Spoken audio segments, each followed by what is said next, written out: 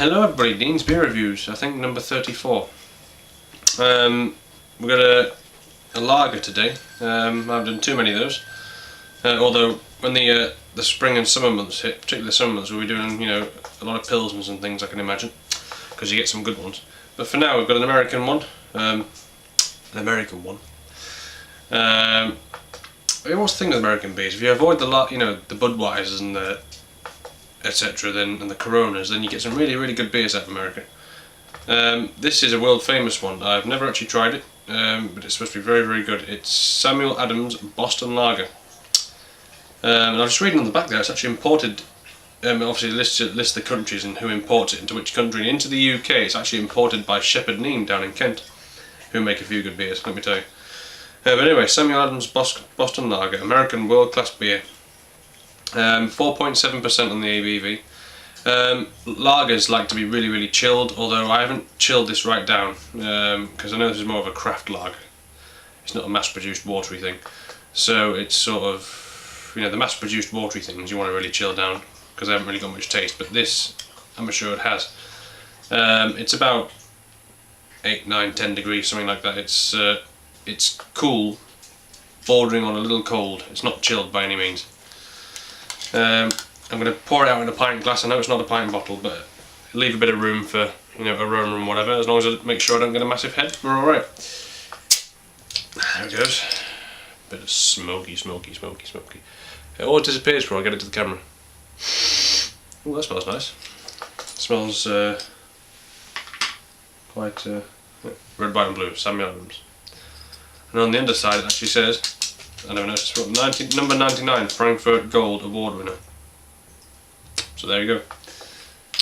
The place you would least think to look, but I just looked there. The underside of the bottle cap. Never mind. Right, not wasting time, I'm just going to get this one straight in the glass. Oh, it's slightly darker than your ordinary lager. It's not got that bright straw yellow to it. That actually looks really good. It's got 1.5 fingers worth of head, but it's like a really off-white, creamy looking head. I mean, this is a lager, don't forget folks.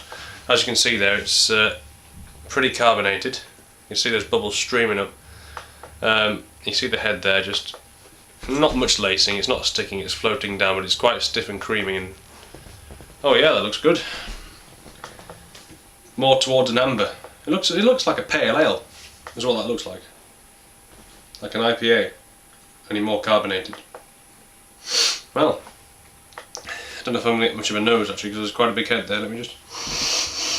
Yeah, sweet and wheaty. Let me just...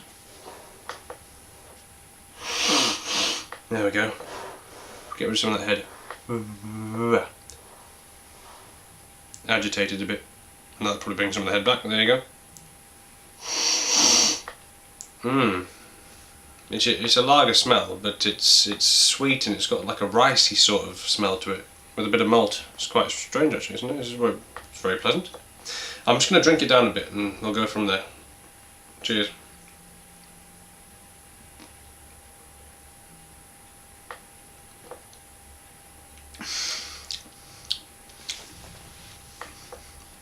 That's very nice.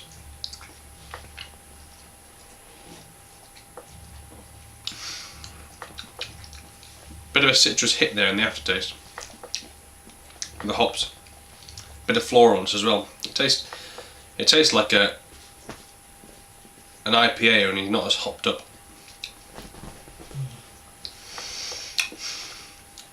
That's a very interesting tasting lager. The carbonation is quite smooth actually. It doesn't fizz your mouth out. You get the finish. You start off. I'll go in stages. You start off with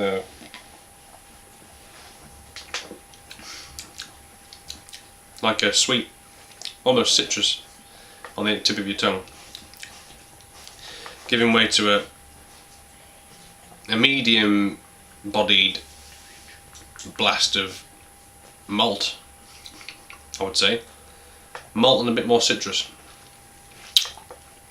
and sweetness.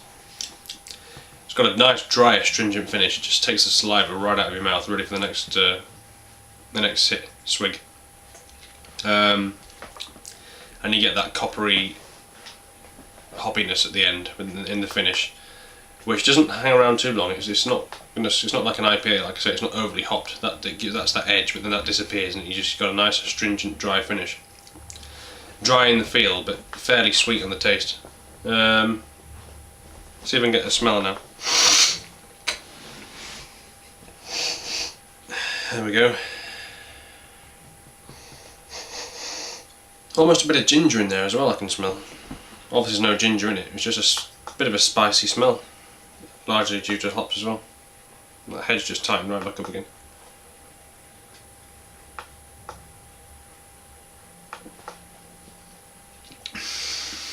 That is lovely. Why? That's the nicest lager I think I've had. I had a good one from Australia called James Bogue, or Boag, I think it's pronounced Bogue. Premium lager, I think that had a lot of taste to it. That was a crafted lager. But this I think just snags it.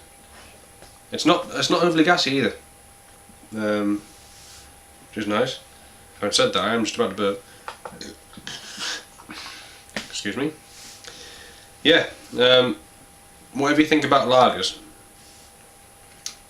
try these craft lagers, and this is an American one. You know, we're talking Budweiser, Miller, blah blah blah.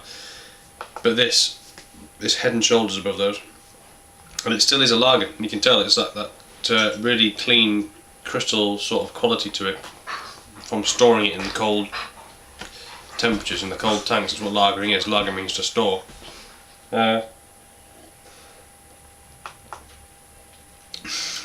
Yeah, sweet on the start, bitter on the aftertaste, feel rather, and just like a robust sweet caramel malt body. For a lager it's very impressive, it's very complex.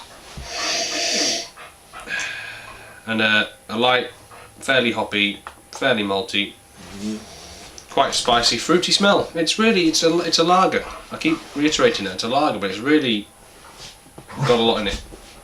That lager again from the States is Samuel Adams Boston Lager. Really is a good one. Check it out, it's fantastic. Cheers. Good night.